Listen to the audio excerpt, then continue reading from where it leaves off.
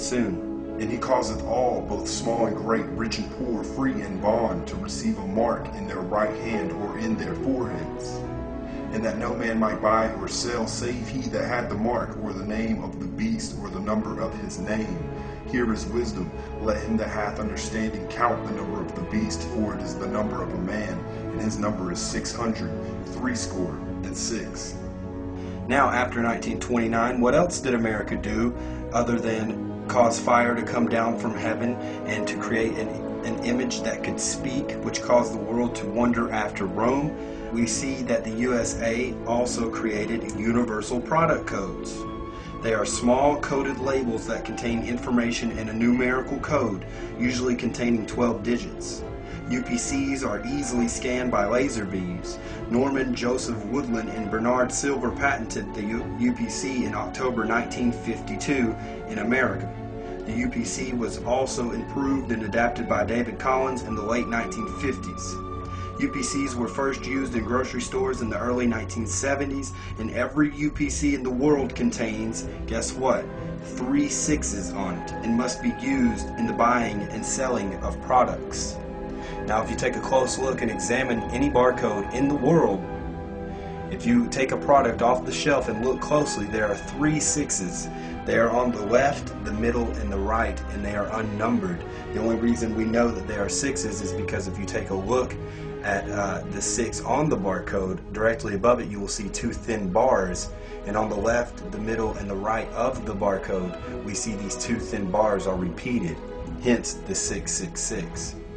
So America, as an oppressive kingdom, came out of an unpopulated area, or a relatively unpopulated area, and it resembles or has Christian principles, but its actions and even its very foundation are satanic.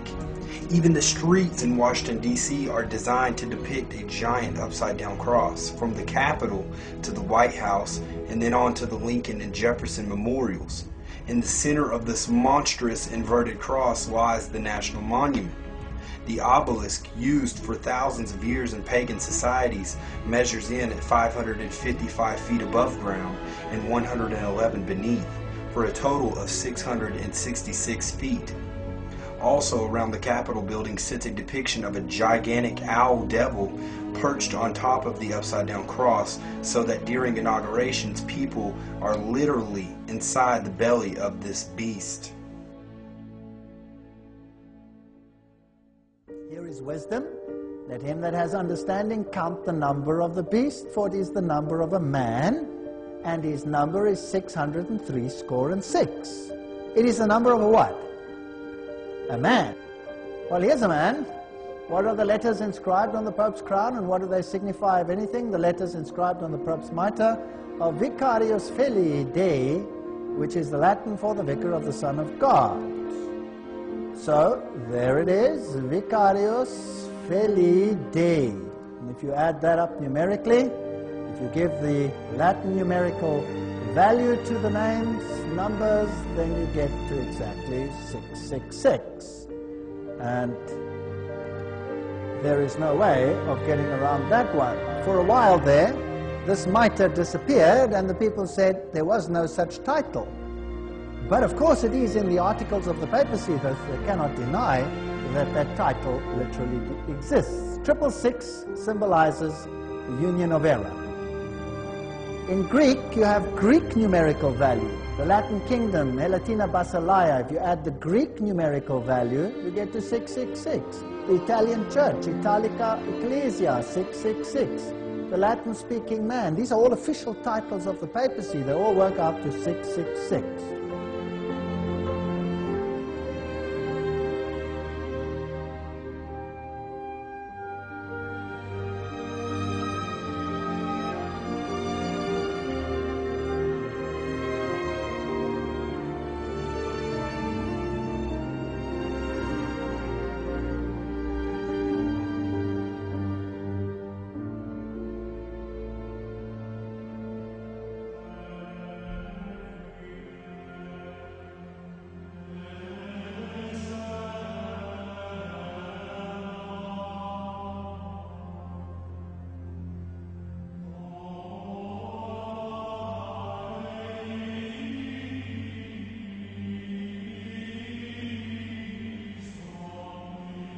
And there came one of the 7 angels which had the 7 vials, and talked with me, saying unto me, Come hither, I will show unto thee the judgment of the great whore that sitteth upon many waters, with whom the kings of the earth have committed fornication, and the inhabitants of the earth have been made drunk with the wine of her fornication.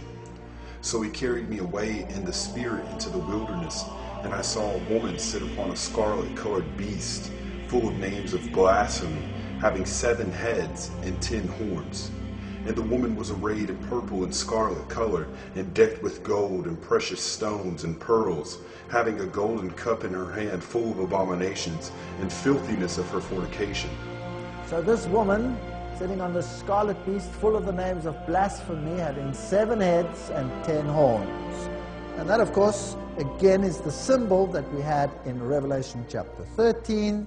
If you count the heads that we have in all the beasts of Daniel chapter 7, you will find that there are 7 heads there as well. Because the first beast obviously has 1 head over there, which represents Babylon, the lion. Medo-Persia has 1 head. Greece is represented having 4 heads, and then 1 head of the final beast in Daniel chapter 7 adds up to 7 heads. That means over time, all the time periods are covered and have been incorporated into this one structure. This Catholicism structure has aspects of all the philosophies of all the kingdoms of the ages embodied in it. It has perfected paganism.